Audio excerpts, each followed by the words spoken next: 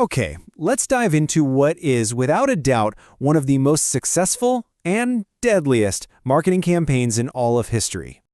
I want to start with just one number, 100 million. Now, what do you think that number represents? Just let it sink in for a second. 100 million. Okay, so on one side, you've got the estimated number of people killed in all the wars of the 20th century combined. That's World War I, World War II, all of them. And on the other side, that's the number of people killed by smoking in the exact same period. It's just staggering.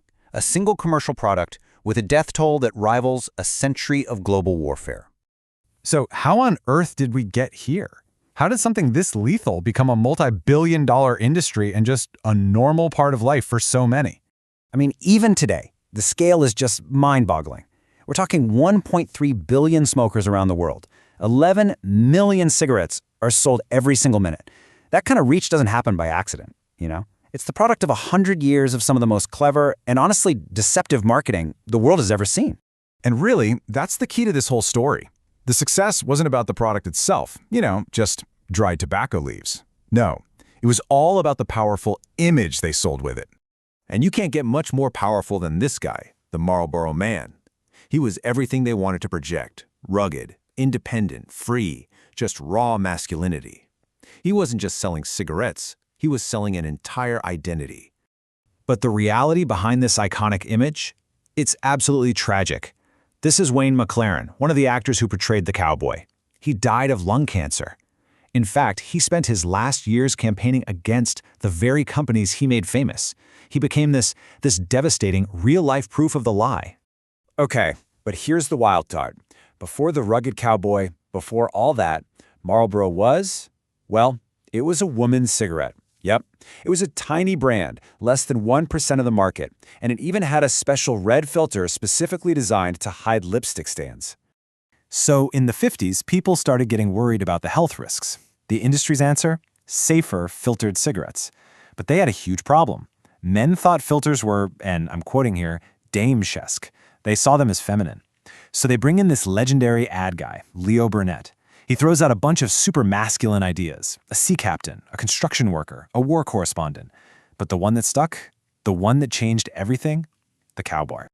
And as iconic as the Marlboro Man was, if you can believe it, the advertising before him was even more audacious. I mean, it was just shameless. For a while there, they were basically positioning cigarettes as a health product, a weight loss tool. This ad right here literally says reach for a Lucky Strike instead of a sweet to stay skinny. Unbelievable. Then there was this tactic, using the authority of doctors. The idea was to make you think their products were safe, or at least, not that bad. This one boasts that more than 20,000 physicians say Luckies are less irritating. I mean, come on. They even used kids in their ads. The whole point was to make smoking look normal, like a wholesome part of family life. The message here is pretty clear. A good dad gets the best of everything, including his favorite brand of cigarettes. Wow. And look at this. It really shows you that nothing was sacred, not even Santa Claus, who's right here telling you a carton of smokes is the perfect Christmas gift. Okay, so let's jump forward to the 1950s. This is when things really start to shift, because science finally catches up with the marketing. The truth is about to come out. So, in the 50s, a British epidemiologist proves the direct link between smoking and lung cancer. Game over, right? Nope, the industry didn't stop. They just pivoted. First, they went all in on those safer filter cigarettes we talked about. Then, when ads on TV and radio got banned in the 70s, they found this brilliant loophole. They just poured all that money into sports. Think Formula One, all of it. And guess what? It worked like a charm. During their 14-year run sponsoring the Ferrari Formula One team, that iconic branding was everywhere. And what happened to their sales? They nearly doubled.